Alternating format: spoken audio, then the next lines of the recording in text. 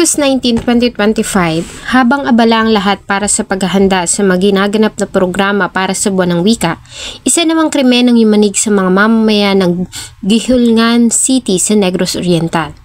Isang babae ang binawian ng buhay matapos na paslangin sa loob mismo ng kanyang pamamahay, ang dahilan matinding selos. Ang masakit pa ang tinuturong salarin ang kanyang mismong kabiyak at ama ng kanyang mga supli.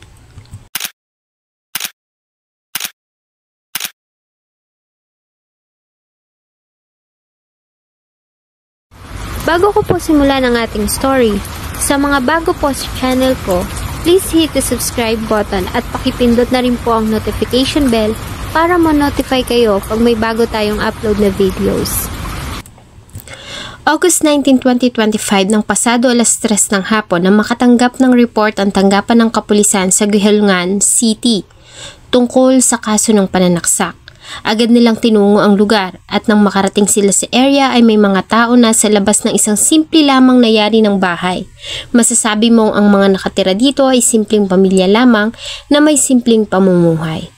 Sa loob ng nasabing bahay ay dinatnan nila ang duguang katawan ng isang babae. Bagamat duguan ay may pulso pa ang biktima, kaya naman agad nila itong isinugod sa pinakamalapit na hospital. Ganun pa man dahil sa malalaking sugat na tinamo ng biktima at dami ng dugo na nawala dito, ay hindi na ito umabot ng buhay sa ospital. Pagdating sa ospital ay diniklara ito ng emergency doctors doon na dead on arrival. Ang biktima ay kinilala na si Fulin Lacanilao Sese, 28 years old at residente ng Sitio Batang, Barangay Tinayunan Hill, Gihulngan City, Negros Oriental. Si Fulin ay sa Negros Oriental na pinanganak at nagkamalay. Lumaki si Fulin na isa lamang simpleng bata, marami din itong kaibigan at kinagigiliwan ng marami. Lumaki din si Fulin na isang magandang dalaga, dahilan kaya naman marami ang mga kalalakihan sa kanilang lugar ang nagkagusto dito. Subalit ang tumungtong sa tamang edad ay nahulog ang loob nito sa kababata na si Romnek Sese. Saksi ang kanilang pamilya, kamag-anak at mga kakilala sa pag-iibigan ng dalawa. Ika nga ay mapapasana all ka na lang pag nasaksihan mo ang kwento ng dalawang magkasintahan. Paglipas ng ilang taong pag-iibigan ay ikinasal ang dalawa noong 2017 at di nagtagal ay binayayaan naman ng anak na lalaki. Kalaunan ay muli silang binayayaan ng anak na babae. Nang ikasal ang dalawa ay nagtayo sila ng sariling bahay sa lupa na pagmamayari ng pamilya ni Romnek.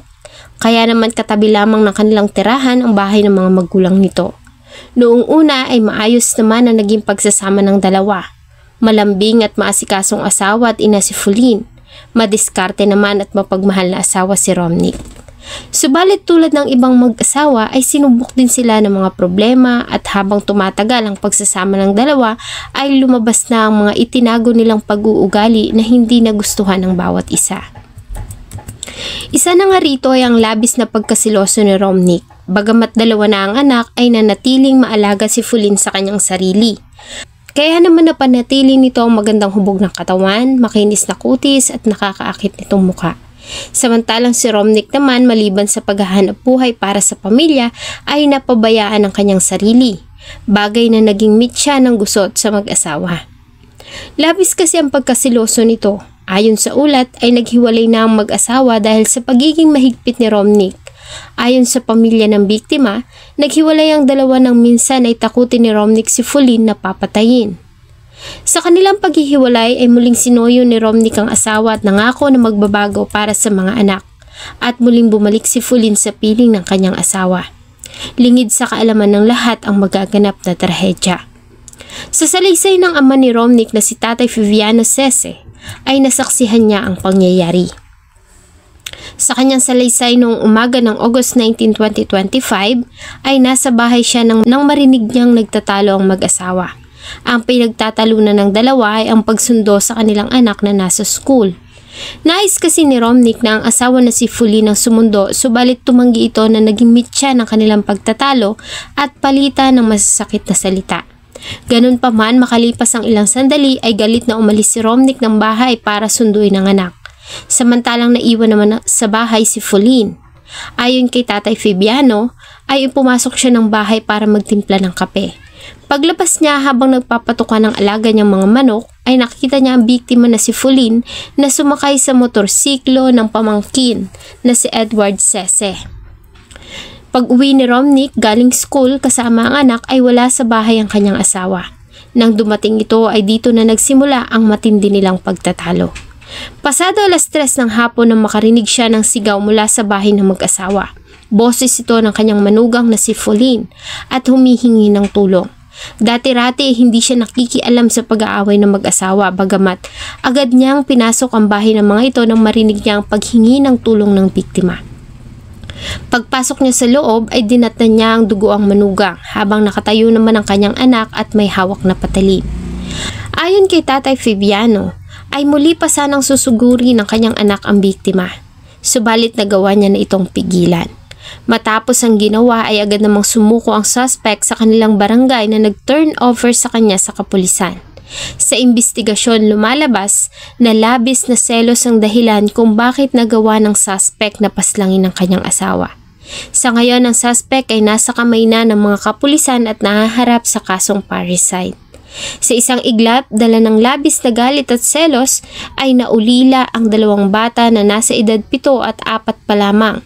Nawala ang kanilang ina at nakakulong naman ang kanilang ama. Dahil sa labis na selos sa isang pamilya ang nasira at 2 bata ang naulila. Humana magud siya masamad dili na murag sa kung tanaw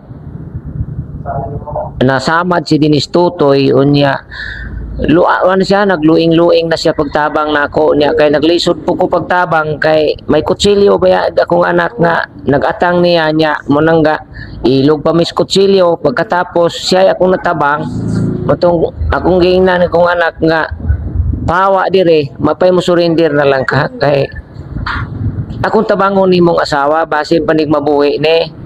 So unsa ber ang panimalay ani sir aning mao nga biktima or balay sa mga anak og inyo nga panimalay lagyo bakin or duol ra? Duol ra kayo na da, ma'am. Pila man ka mga kuan guro gilayon? Mga og akong duphon na ara na sis mga 8 ka dupa. 8 ka dupa. So posible ba ni mga say sir kun unsa ba gyud nga oras kining mao nga panghitabo kag hapong adlaw kay sa mga nakuha nga initial nga report matud pagibutyag nga alas 8 man sa gabi kuno niya. Kuha na siya dahil, nahitabo na siya sa mga alas 3:30. Alas 3:30 na? Oo, niya. Kanang alas 8, diri na mismo giya ng orasa. Nga rason sa ihang nga bana ngadto sa pagbanunggab ni ihang asawa? Kuhaan lang gini sila dahil kanabang naagi ni sila og pagbulag-bulag. O niya, nagbalik sila.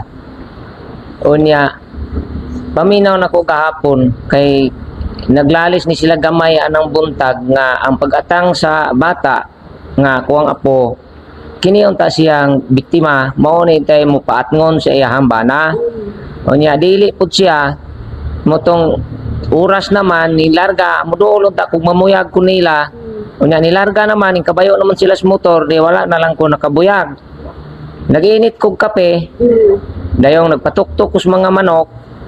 Paglingi na ko nawala na maputsi kaning biktima si Pulin.